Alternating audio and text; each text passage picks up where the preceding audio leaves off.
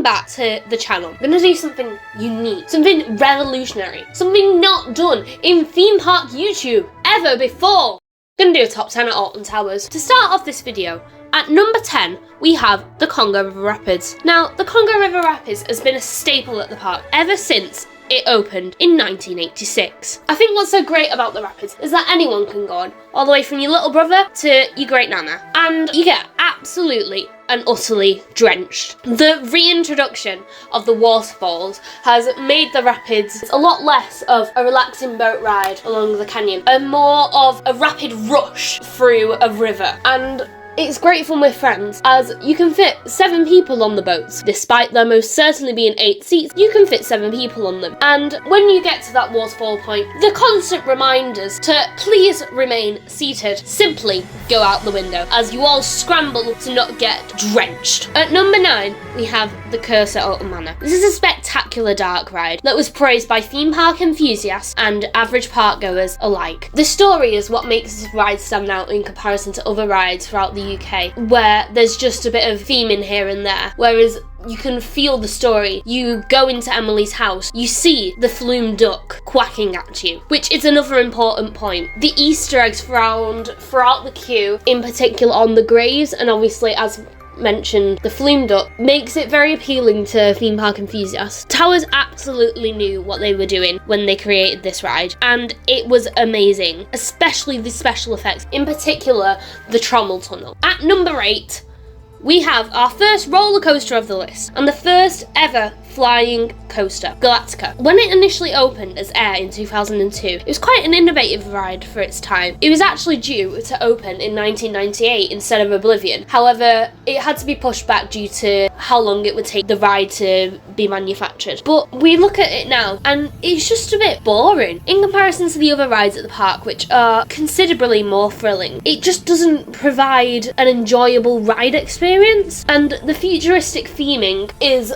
lacking. However, I do really enjoy the portal and the theme tune, and I do hope that there is work done to this ride to bring it back to its former glory. At number 7, we have Oblivion, the world's first not actually vertical drop roller coaster. Yes, you heard it right. It is not vertical, it is 87.5 degrees. That is false advertising, Towers. What the hell? In all seriousness, Oblivion is a very unique ride, particularly the trains, how they're significantly wider than your usual trains, being 8x2. This unique 8x2 train definitely helps enhance the ride experience, as if it was along the train, you wouldn't get that same drop experience, as you wouldn't be close to the track when it holds you ready for that drop into Oblivion. Now, at number 6, we have Spinball Wizard. I think this is a really fun ride. It's actually one of the more thrilling family rides at the park, which is good for them young ones that want to make that jump from 13 all the way to, say, the Smile. It is one of very few rides that I get petrified, particularly if you end up going up that lift hill backward. With it being spinning trains, you get a different ride experience every time, with different intensities and different views. You can also see some of the theming on the ride back from its Sonic Spinball days, particularly an Eggman as you go down one of the helixes. I also really love the horseshoe elements. When you go down the horseshoe element, to me, that is more petrifying than Oblivion. On to number 5, we have 13. With 13, in the first half, it's quite a smooth ride with varying amounts of airtime depending on when you go on it. Sometimes you get the airtime of your life. Other times you are stapled to your seat. I don't know why, I don't know how, you just are. However, the second part of the ride is where it gets more interesting. Spoiler alert for the very few people that haven't been on this ride since it opened in 2010. As you make your way into the drop track section, a lot of people say that it's quite lackluster theming ride, but this drop track section is very well themed. You definitely feel like you're in some unearthed crypt, some secret tube, and I think it's possibly some of the best theming at Towers, other than the Marmalizer and obviously Nemesis' monster. And the actual drop track is just amazing. There are still very few coasters with this drop track element.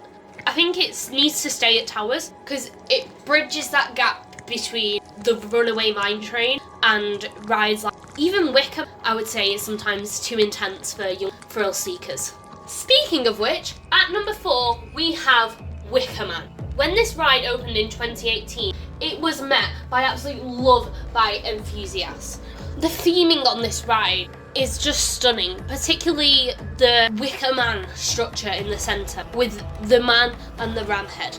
I like how the music travels with you, starting off with this celebration, this party, but slowly dragging in something a bit more creepy, something a bit more disturbing as you go on throughout the ride.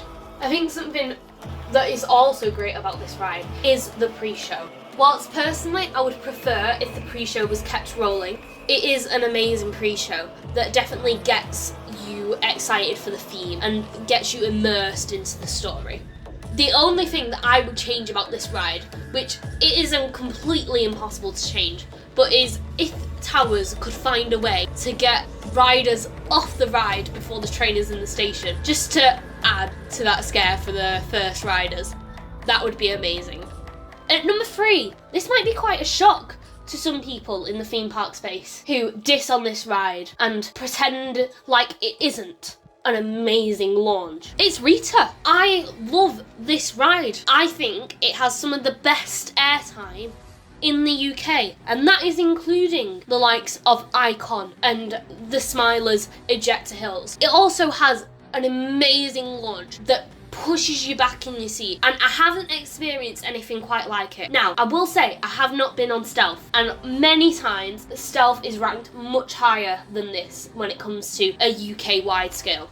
But I have been on Icon, and Icon's launch is nothing compared to Rita. And it's one of very few rare hydraulic launch coasters, and I think it's important to keep that history. However, I wouldn't mind if it was converted into an LSM, as long as some more elements were added. For example, perhaps a small top hat would really perfect this ride. Now, at number 2, we have the Smiler, the 14 looping coaster that does not contain a single vertical loop. I absolutely adore this ride, and oftentimes when I'm on the ride, I will be naming the inversions as I go through them. That is how much of a nerd I am. Particularly, my favourite inversion on it is the Sea Serpent roll. I don't know why, but I just particularly love that element. Also, the 2 ejector airtime hills are absolutely amazing, and as many people say, the airtime is some of the best portions of this ride. Now, I will admit, it does ride quite rough sometimes, particularly on them last 3 inversions, but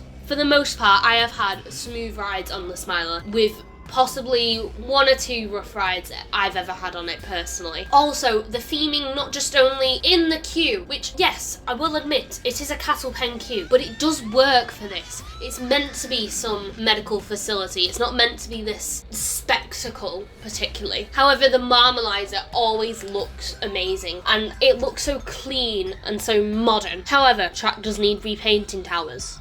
Please.